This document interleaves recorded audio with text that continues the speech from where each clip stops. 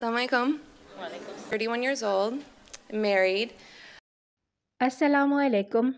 मेरा ताल्लुक़ मिशिगन से है और मेरी उम्र 31 साल है। इस्लाम कबूल करने से पहले मेरा ताल्लुक़ ईसाई मज़हब से था। मैं अपने वालिद की तरफ से कैथोलिक ईसाई थी, जबकि मेरी माँ बहुत ही कट्टर बैप्टिस्ट ईसाई थी। इसलिए मेरे लिए इस्लाम कबूल करना और ईसाईयत को तर्क करना बहुत बड़ा मसला था। अगरचे मेरी वालिदा ज़ाती तौर पर इतनी कट्टर नहीं थीं और वो बहुत खुले दिलो दिमाग की खातून थीं, मगर मेरा ननिहाल बहुत ही कट्टर था और वो एक बहुत वसी ख़ानदान था। मैं यहाँ ये बताना भी ज़रूरी समझती हूँ कि मैं आज यहाँ पर एक मुसलमान की सूरत में मौजूद हूँ। इसकी बड़ी वजह यही है कि मेरी वालिदा ने खुले दिलो दिमाग से हर किसी के मौक़िफ़ को सुनने और हर नुक्ता नज़र को परखने की आदत मुझ में डाली है। ये सब उसी की वजह से मुमकिन है। मैं बचपन से चर्च जाने की शौकीन थी और चर्च की एक्टिविटीज़ में बढ़ चढ़कर हिस्सा लेती थी। चर्च की तरफ से सालाना कैंप का इनेकाद होता था, जिसमें टीनेज के बच्चों को रासिख़ुल अक़ीदा बनाने के लिए पादरी चर्च की तालीमात बच्चों को सिखाते थे। और जब तक मैं 15 साल की थी, इन सालाना कैंप्स में शिरकत करती रहती थी।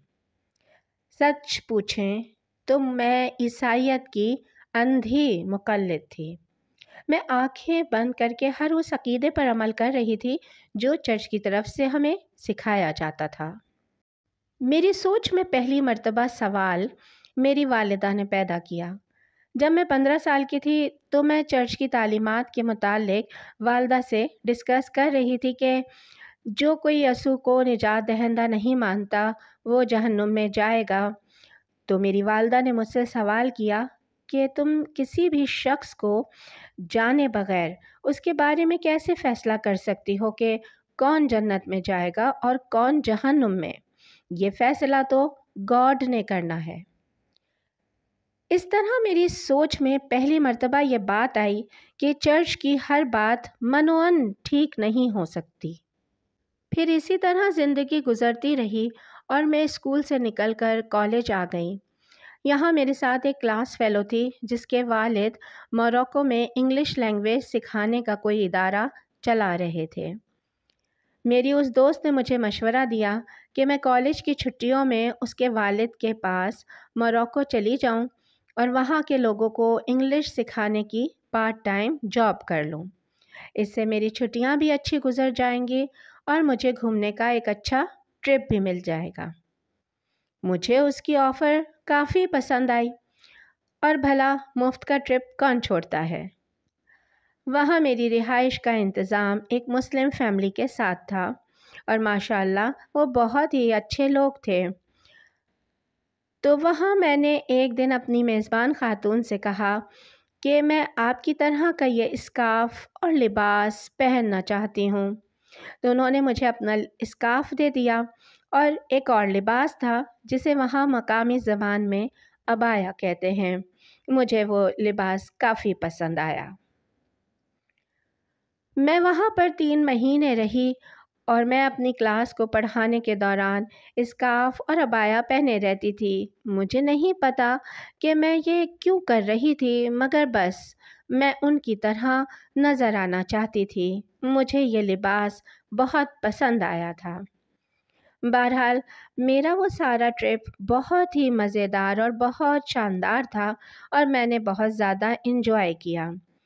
और वो अपनी तर्ज़ ज़िंदगी में क्या करते थे, क्यों करते थे, मैंने उनसे कभी सवाल नहीं पूछे, क्योंकि वहाँ एक कम्युनिकेशन गैप था।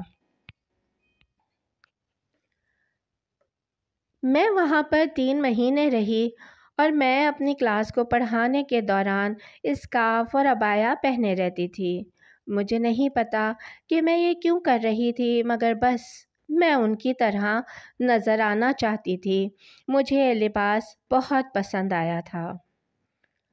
बहरहाल मेरा वो सारा ट्रिप बहुत ही मज़ेदार और बहुत शानदार था।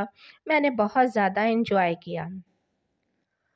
वो अपनी तर्ज़ ज़िंदगी में क्या करते थे, क्यों करते थे, मैंने उनसे कभी सवाल नहीं पूछे। کیونکہ وہاں ایک کمیونیکیشن گیپ تھا۔ وہ میری انگلش اتنے اچھے سے نہیں سمجھ سکتے تھے اور مجھے تو ان کی عربی بالکل ہی سمجھ نہیں آتی تھی۔ میں 3 مہینے وہاں گزار کر واپس آ گئی۔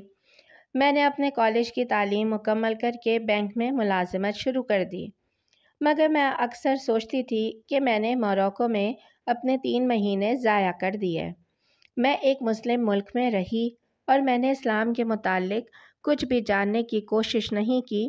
میں نے گولڈن چانس ضائع کر دیا تھا۔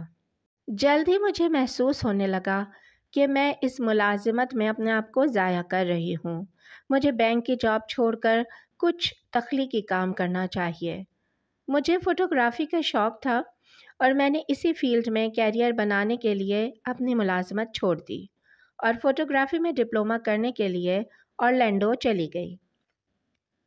وہاں اورلینڈو میں میری ملاقات کچھ مسلمانوں سے ہوئی، جن میں سے ایک نوینہ بھی تھی، اور جلد ہی میری دوستی ان مسلمانوں سے ہو گئی اور میری ایک بہت اچھی دوست زینب بھی تھی۔ وہاں فوٹوگرافی کورس کے دوران ہمیں مختلف پروجیکٹس دیے جاتے تھے اور ہم اپنی مرضی سے کوئی پروجیکٹ چن کر اس کے متعلق فوٹوگرافس جمع کرتے تھے۔ میں نے وہاں اپنے لیے حجاب کے ٹاپک کا انتخاب کیا کیونکہ یہی وہ چیز تھی جو میرے دماغ میں بیٹھ گئی تھی جب میں موروکو گئی تھی، اور میں نے حجاب پر فوٹوگرافی کرنے کا فیصلہ کیا۔ میں نے نوینہ سے کہا کہ کیا میں تمہارا حجاب میں انٹرویو اور فوٹوگرافی کر سکتی ہوں؟ تو اس نے کہا کیوں نہیں۔ پھر اسی فوٹوگرافی پروجیکٹ کے دوران میں نے اس سے اسلام کے متعلق کافی سوال پوچھے جو کہ بہت ہی بیسک تھے، بلکہ اب جب کہ میں اتنے سال پیچھے سوچتی ہوں تو مجھے لگتا ہے میرے وہ سوال بچکانہ ہی تھے، مگر نوینہ نے اسلام کے متعلق میری آنکھیں کھول دی تھیں۔ جب میں نے اس سے پوچھا کہ تم مسلم یہ اسکارف کیوں پہنتے ہو، تو اس نے کہا کہ اس لیے کہ یہ وہ ڈریس کوڈ ہے جو اللہ یعنی گاڈ نے عورتوں کے لیے ڈیزائن کیا ہے۔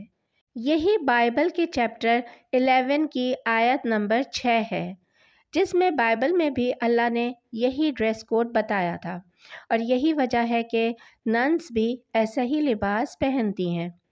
پھر اسلام میں عورتوں کے کردار اور مقام پر بات چل نکلی تو نوینہ کے ہر جواب نے دنگ کر کے رکھ دیا تھا۔ اس نے مجھے سمجھایا کہ اسلام عورتوں کے حقوق کا کتنا بڑا حامی تھا، اور میں ساری تفصیل جان کر حیران تھی کہ جو حقوق اسلام نے عورتوں کو دیے تھے اس کے سامنے تو باقی مذاہب اور معاشروں کے قوانین بہت چھوٹے نظر آتے تھے۔ میں عورتوں کے حقوق کی بہت بڑی حامی تھی، اور عام مغربی معاشرے کی طرح میں بھی یہی سمجھتی تھی کہ مسلمان عورتوں کو بہت ہی دبا کر رکھا جاتا ہے، مگر نوینہ نے میری آنکھیں کھول دی تھیں۔ اس نے میگزین اٹھایا اور میرے سامنے رکھتے ہوئے کہا کہ اسے دیکھو، اس میں ہر پروڈکٹ کے اشتہار میں تمہیں عورت نظر آئے گی۔ یہاں عورت کے جسم کو مردوں نے تشہیر کا ٹول بنا لیا ہے، اور عورت کے جسم کو دکھا دکھا کر اپنی پروڈکٹ بیچ رہے ہیں۔ اس سے زیادہ عورت کی تذلیل کیا ہوگی جو کہ مغربی معاشرے میں کی جا رہی ہے۔ حتیٰ کہ مردوں کے انڈر گارمنٹس بھی عورت کا جسم دکھا کر بیچے جا رہے ہیں، اور یہ بات واقعی سچ تھی۔ میں اس سے 100% قائل ہو چکی تھی۔ بعد ازاں جب میں نے بائبل کی ان آیات کا مطالعہ کیا جو مجھے نوینہ نے بتائی تھیں تو میں حیران رہ گئی کہ مغربی عورت کیا بن گئی ہے، جبکہ بائبل اسے کیسا دیکھنا چاہتی ہے۔ بس اس کے بعد سے میں نے جو اسلام کا مطالعہ شروع کیا تو پھر میرا ہاتھ کبھی رکا نہیں، اور میرے پاس ہر وقت مطالعہ کے لیے کوئی نہ کوئی کتاب یا قرآن کا انگلش ترجمہ رہتا تھا، اور میں یوٹیوب پر یوسف ایسٹ کو بہت شوق سے سنتی تھی اور وہ میرا فیوریٹ تھا۔ اس سب کے دوران میں یہ جان گئی تھی کہ میں بہت جلد مسلمان ہو جاؤں گی، مگر میں نے اسلام بعد میں قبول کیا، اور 3 مہینے بعد ہی میں نے حجاب پہننا شروع کر دیا تھا۔